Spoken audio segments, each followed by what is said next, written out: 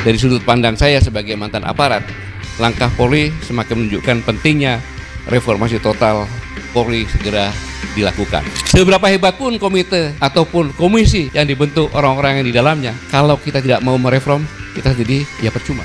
Sebagai mantan prajurit TNI, Bang Gursiono juga mungkin sama. Itu adalah bentuk insubordinasi, mengancam presidennya. Apa bedanya dengan Al Capone tadi? Siapapun nggak bisa memerintah dia. Ini insubordinasi. Lu presiden lu bikin. Kalau gua nggak mau apa? Boleh dong saya persepsi seperti itu. Terima kasih Bang Irsu. Siap. Bismillahirrahmanirrahim. Assalamualaikum warahmatullahi wabarakatuh. Yang saya hormati, sejak saya taruna itu ada seorang polisi yang idola saya, yaitu Bang Gursiono. Ini. Jadi sampai saya masih ingat ketika beliau masuk ketika masuk itu bukan idola saya aja, hampir semua taruna Akademi Darat mengidolakan beliau, orangnya ganteng, pinter. Nah, kemudian di sini panggilannya malah jadi rusa di sini. Oh gitu di ya. Jakarta panggilan radionya maksud saya itu. Iya. Ya, kemudian tadi ada Bang Refri Harun mewakili YouTuber. Dan profesor YouTuber ya. YouTuber. Di samping profesor beliau. Kemudian ada perwakilan dari akademisi Bang Dr. Mulyadi. Kemudian dari intelijen kami yaitu Mossad panggilannya. Tapi beliau lebih dikenal dengan aktivis ya, yang istilahnya kalau dia sakit itu, makanya kalau 2 hari nggak dengar suaranya saya harus nengok ini kemana nih kayak gitu. Tadi saya menyimak yang dikhawatirkan oleh Bang Gursiono tadi adalah banyak jabatan-jabatan polisi seperti difungsi gitu Bang ya. Saya melihat ada 31 departemen atau kementerian dan lembaga. Di situ ada 53 perwira tinggi polisi. Kalau yang dihitung sampai dengan yang bawah itu sekitar 3.000-an lebih itu. Itu istilahnya begini. Kita harus mengingat bahwa ABRI itu ada angkatan darat, angkatan laut, ya, angkatan udara, ya. Kemudian ada kepolisian. Gitu. Ketika reformasi yang menjadi konsentrasi dari para reforman adalah di fungsinya. Tapi begitu terpisah, justru kepolisian ini dengan persenjataan dan sebagainya itu hampir sama dengan TNI. Bahkan untuk BRIMOB-nya itu persenjataannya melebihi infanteri. Nah, inilah yang dikhawatirkan sama beliau dan ternyata kekhawatiran itu menjadi seperti yang sekarang ini. Gitu. Kemudian sehingga kepolisian ini sudah punya hukum, kemudian persenjataan powerful di antara semua kementerian, sampai wakil presiden pun masih kalah dengan Kapolri itu.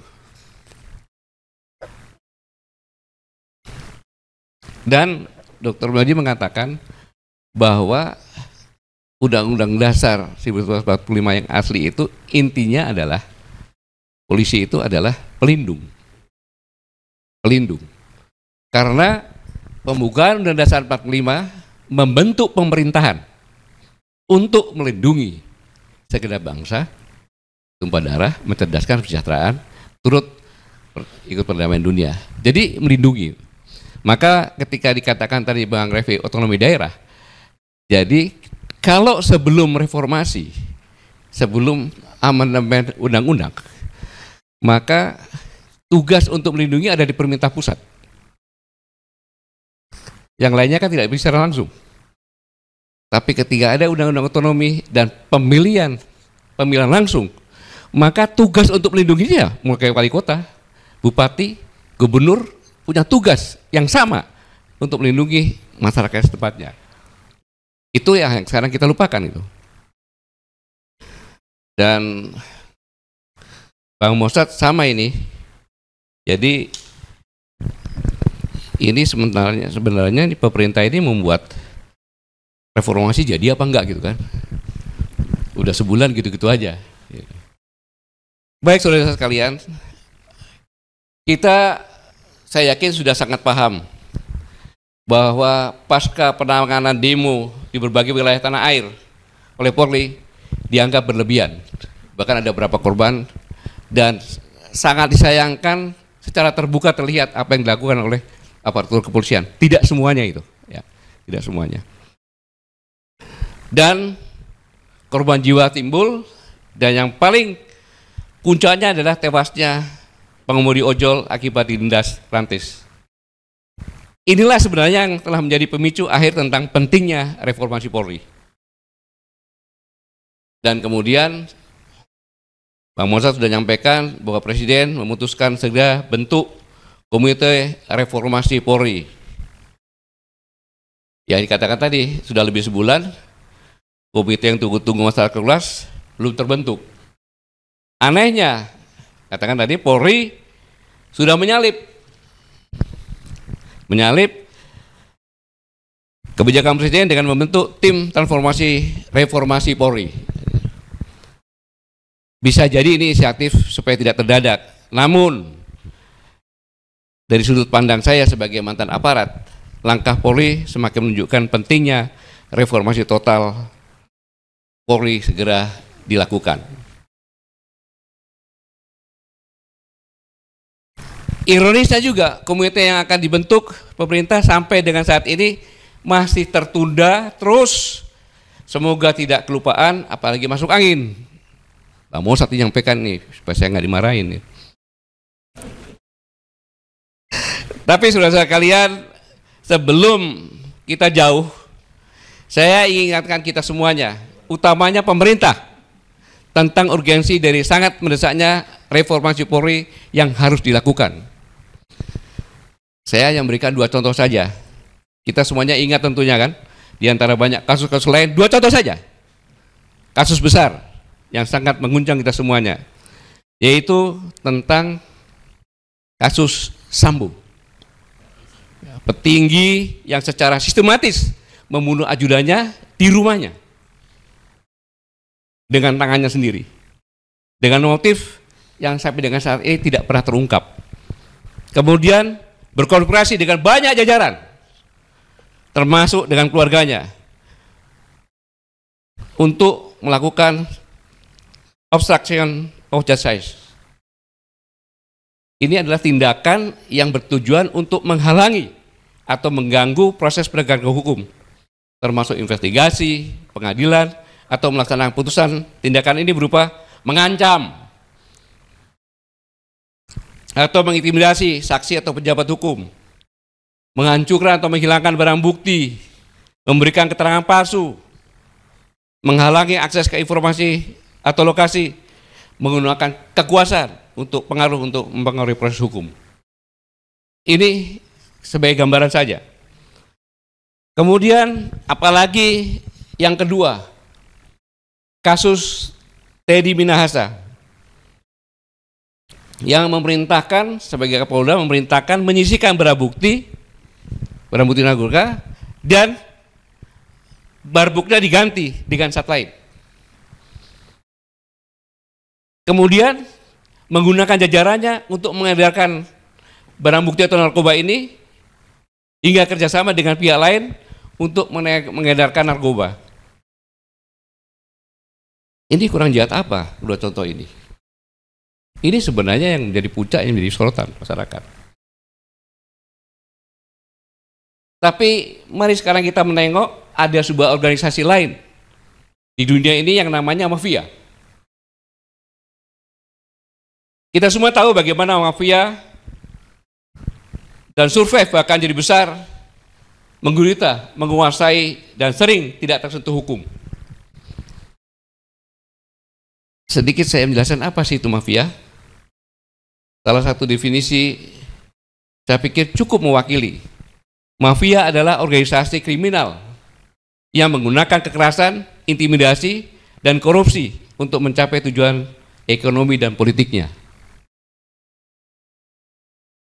Tolong pahami benar definisi yang saya sampaikan, resapi dulu. Setelah itu, kalau sudah paham, saya ingin ajak kita sekalian untuk membandingkan 2 kejadian. 2 kejadian yang tadi Sambo dan Teddy Minahasa, kemudian dengan mafia. Karena kejadian yang dua ini merupakan bentuk gunung es. Kira-kira dua seperti ini sama nggak dengan mafia? Tidak perlu dijawab, tapi cukup perenungkan dalam hati saja. Pahami dalam hati saja.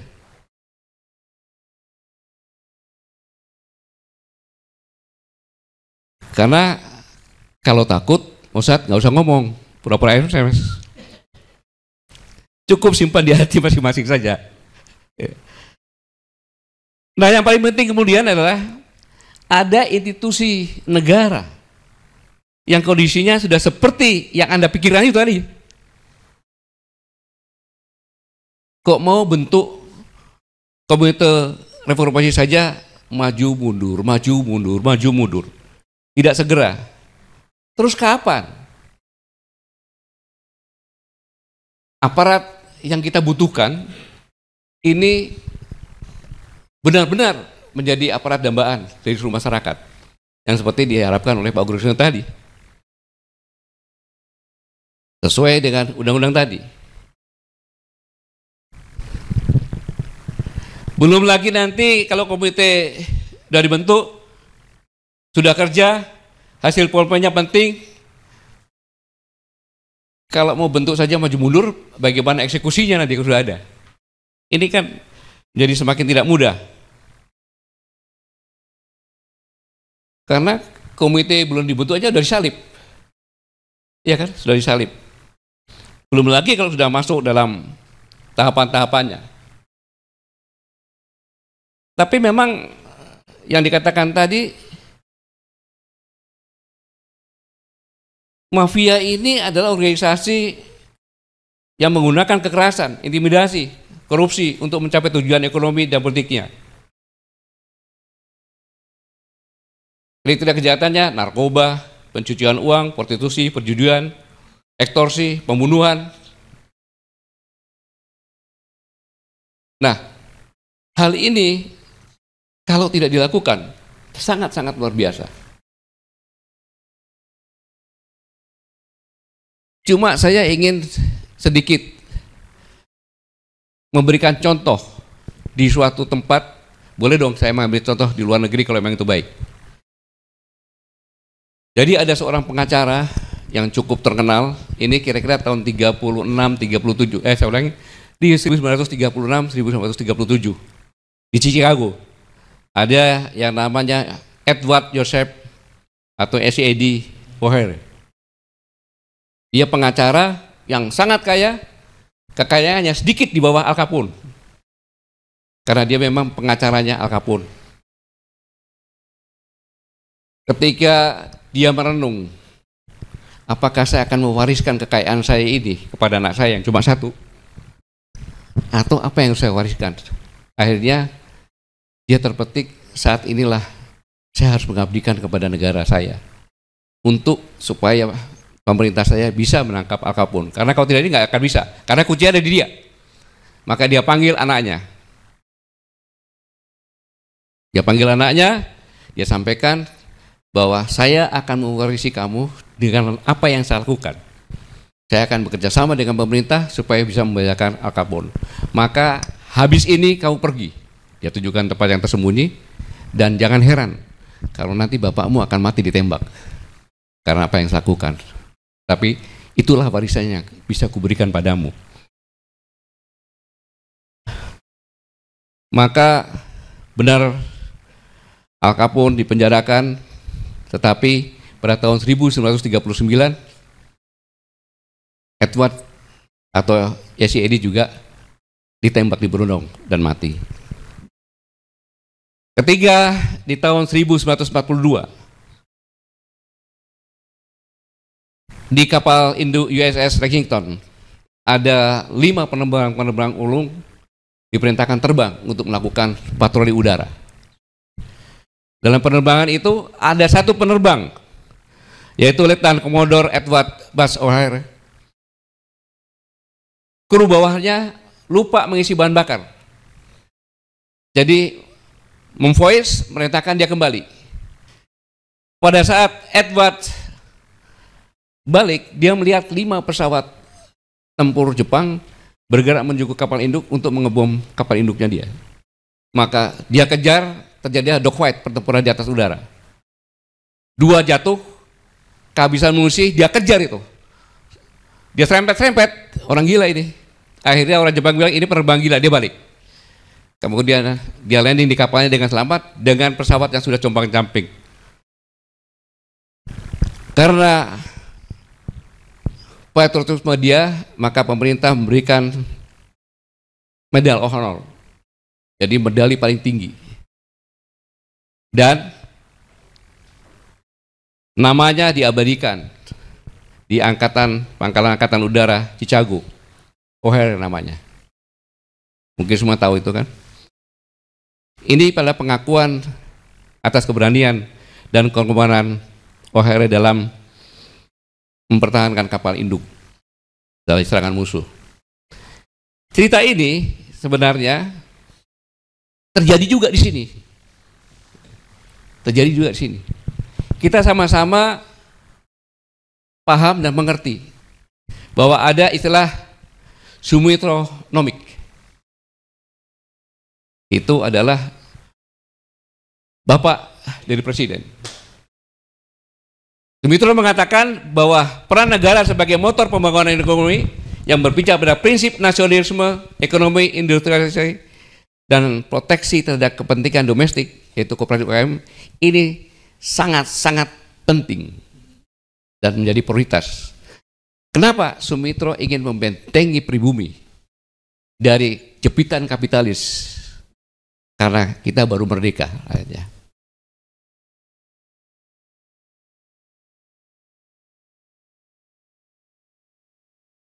Dan sosok Sumitro tidak percaya bahwa pasar bisa bekerja sendiri. Seperti sekarang pasar dilepaskan sendiri, akhirnya 47 kekayaan di negeri ini hanya dimiliki segelintir konglomerat. Itulah kalau kita tidak mengikuti Sumitro. Maka Pak Mitro menekankan bahwa perencanaan negara yang aktif namun dengan syarat kepemimpinan yang berintegrasi dan birokrasi yang kompeten. Itulah yang ditanamkan. Dan saya katakan Sumitro ini hebat. Kenapa? Sosok Sumitro dia bisa membuat mindset anaknya yang namanya Prabowo dengan paradoknya, kemudian yang kebijakan sekarang melindungi pribumi. Itulah hebatnya dari Pak Sumitro. Wajar seorang menteri, ya kan, Pak Mitro memberikan mindset kepada anaknya, dan mungkin juga Pak Prabowo ini berjuang 4 kali pilpres mati-matian hanya untuk menjadi supaya dia bisa menerapkan paradoknya yang sering disebutkan sama Bang Mossad, dan untuk penjaga pribumi. Lalu pertanyaannya tadi, harusnya seorang sosok Prabowo yang seorang jenderal, dia paham ketika Kapolri diwawancara oleh Rossi menyampaikan seberapa hebat pun komite ataupun komisi yang dibentuk orang-orang yang di dalamnya, kalau kita tidak mau mereform, kita jadi ya percuma. Sebagai mantan prajurit TNI, Bang Gursiono juga mungkin sama. Itu adalah bentuk insubordinasi, mengancam presidennya. Apa bedanya dengan Al Capone tadi? Siapapun nggak bisa memerintah dia. Itu insubordinasi itu. Lu presiden lu bikin, kalau gua nggak mau apa? Boleh dong saya persepsi seperti itu. Inilah pentingnya reformasi. Dan ada dalam perspektif sampaikan, reformasi mindset Polri harus dibangun untuk melindungi dan pro rakyat dan bukan melindungi konglomerat dan elit politik yang korup. Kan sekarang terang seperti itu. Maka sepantasnya lah di forum ini, di samping saya mengucapkan selamat ulang tahun kepada Presiden Republik Indonesia, Jenderal Kehormatan Prabowo Subianto. Ya, semoga sehat, kuat, bahagia, dan mampu memimpin negeri ini untuk terbang menuju bangsa yang besar. Tetapi dalam konteks ini saya menuntut, saya udah ngasih hadiah ulang tahun, ya kan? Dengan doa, saya menuntut. Kalau Pak Sumitro memberikan mindset kepada anaknya dan berhasil, Pak Prabowo tidak saya tuntut kepada anaknya. Beliau adalah bapak bangsa, ya kan?